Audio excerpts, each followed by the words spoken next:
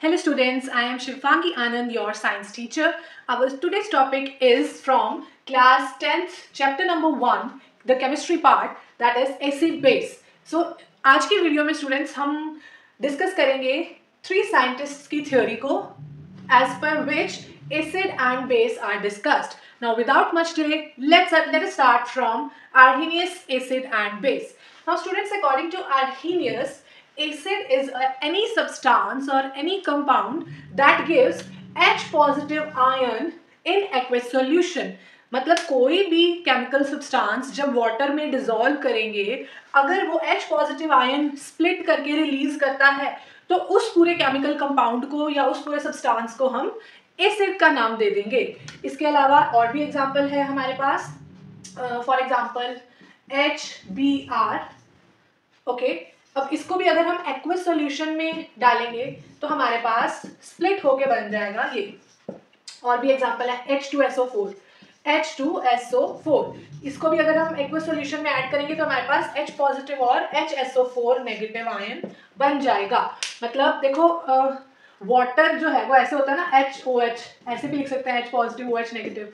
तो आर्हीनियस के according acid वो वाले सब्सटेंसेस हैं जिनको जब हम वाटर में ऐड करके डिसॉल्व करेंगे तो वो स्प्लिट होके H पॉजिटिव आयन देंगे, H पॉजिटिव आयन. ठीक है, और ये हुआ आर्हीनियस के अकॉर्डिंग एसिड की डेफिनेशन. और आर्हीनियस के अकॉर्डिंग बेस कौन से कंपाउंड होते हैं? According to Arrhenius, base are all those chemical compounds which donate OH negative ion in their aqueous solution. OH negative ion. Okay, so अब इसकी एग्जांपल हम कर लेते हैं. For example NaOH sodium hydroxide. इसको जब हम पानी में डालेंगे, डिसॉल्व करेंगे तो ये क्या डोनेट करेगा? एक तो Na पॉजिटिव और OH नेगेटिव आयन. ठीक है, और भी एग्जांपल है हमारे पास MgOH ट्वाइस मैग्नीशियम हाइड्रोक्साइड. ये भी जब वाटर में डिसॉल्व होगा तो हमारे पास आएगा Mg2 positive and 2OH negative ion. So आपने मोटा मोटा क्या याद रखना है? जैसे वाटर जो है वो उसको हम H positive OH negative ion लिख सकते हैं ना. आर्हीनियस के अकॉर्डिंग वाटर में डिसॉल्व करने के बाद अगर कोई सब्सटेंस H पॉजिटिव रिलीज करता है तो उसको हम एसिड का नाम दे देंगे, और अगर OH नेगेटिव आयन रिलीज करता है तो उसको हम बेस का नाम दे देंगे. ओके, रिमेंबर स्टूडेंट्स, यहाँ एक्वस सॉल्यूशन वर्ड लिखना बहुत जरूरी है. ठीक है, क्योंकि वाटर में जब हम उसको डिसॉल्व करेंगे तभी तो वो स्प्लिट होगा ना. ठीक है, सो moving on to what are Bronsted-Lowry acid and base. Now I'm going to erase this. Now according to Bronsted-Lowry, acid एक ऐसा सब्सटेंस है जो प्रोटॉन डोनेट करता है.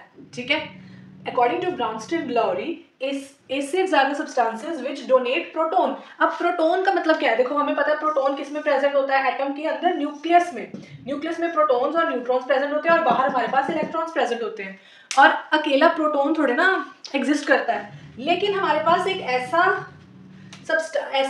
हमारे पास कंपाउंड है या एलिमेंट है, हाइड्रोजन, जिसके पास सिर्फ एक ही इलेक्ट्रॉन है और एक ही प्रोटॉन है.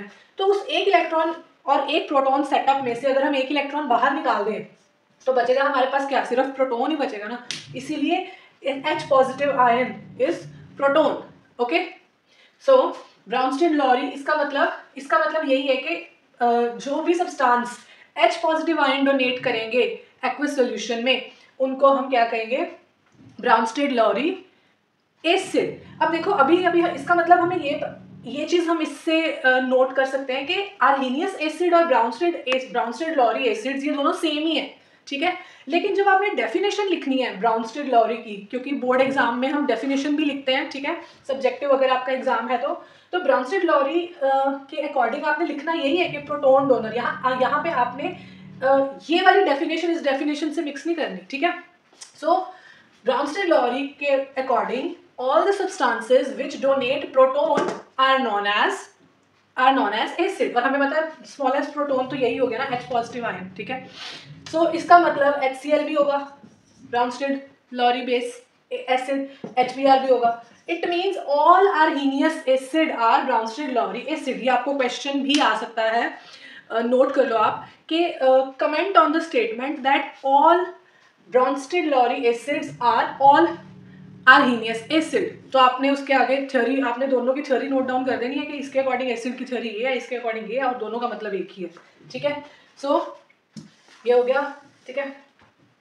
अब हम डिस्कस कर रहे हैं प्रोटोन सॉरी बेस को। सो ब्राउनस्टेड-लॉरी के अकॉर्डिंग बेस वो सब्सटेंस होगा जो प्रोटोन एक्सेप्ट करेगा, प्रोटोन एक्सेप्ट करेगा। All the substances which will accept base are not, which will accept proton are known as base। मतलब यहाँ पे अगर मैं ये लिख दूँ H2, सॉरी अगर मैं लिखती हूँ यहाँ पे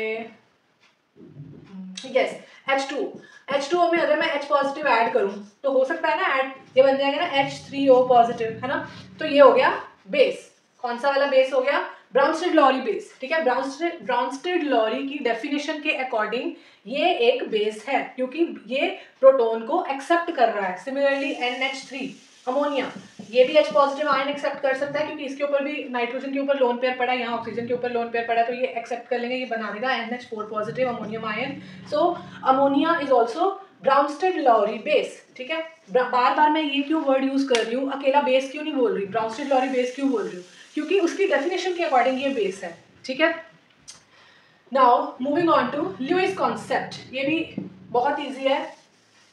Now, according to Lewis concept, acid are those substances which can accept electron, मतलब सारे इलेक्ट्रॉन एक्सेप्टर सब्सटेंसेस को हम एसिड कहेंगे, ठीक है।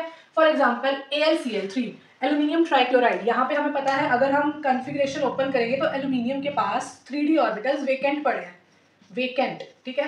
तो 3d ऑर्बिटल्स वेकेंट है तो ये इलेक्ट्रॉन्स कहीं से भी अगर कोई गिविंग स्पीशीज आ रही है तो ये एक्सेप्ट कर लेंगे। So AlCl3 can act as an electron acceptor, so that is why it is known as acid as per Lewis concept. इसको हम लुईस एसिड वर्ड यूज करते हैं, this is known as, this will B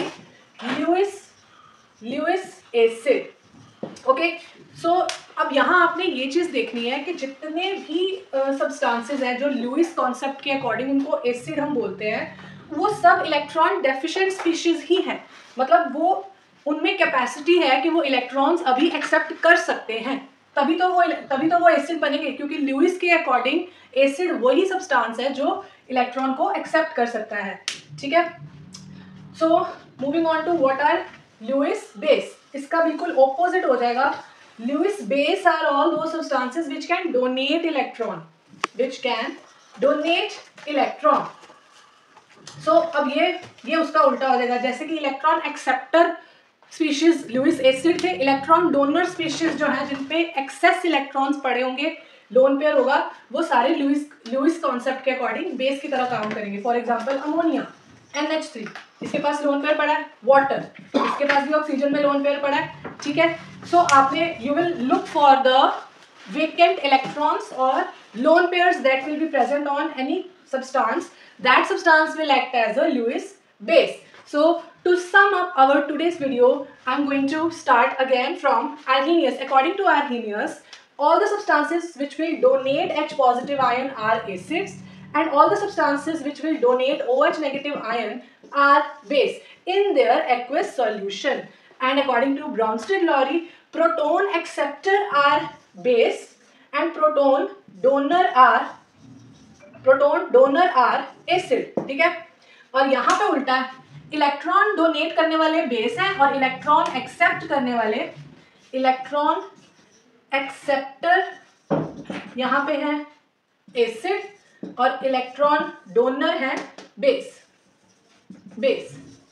ठीक है। और यहाँ पे क्या है, इसको एक बार मैं फिर से लिख देती हूँ, इलेक्ट्रॉन एक्सेप्टर होगा बेस, प्रोटॉन एक्सेप्टर होगा बेस, और प्रोटॉन डोनर होगा, प्रोटॉन डोनर यानी कि डोनेट कर रहा है जो H पॉजिटिव वो होगा एसिड, और जो एक्सेप्ट कर रहा है H पॉजिटिव वो होगा बेस, ठीक है, ठीक है, ठीक है। इसको वैसे भी लिख सकते हैं, जो डोनेट करेगा इलेक्ट्रॉन बाहर रिलीज करेगा वो होगा बेस, जो एक्सेप्ट करेगा इलेक्ट्रॉन वो होगा एसिड, ठीक है, क्लियर है। सो आई होप स्टूडेंट्स आपको आज की वीडियो समझ आ गई होगी। If in case you have any query you can comment down below, and happy learning students, thank you for watching my videos, bye bye.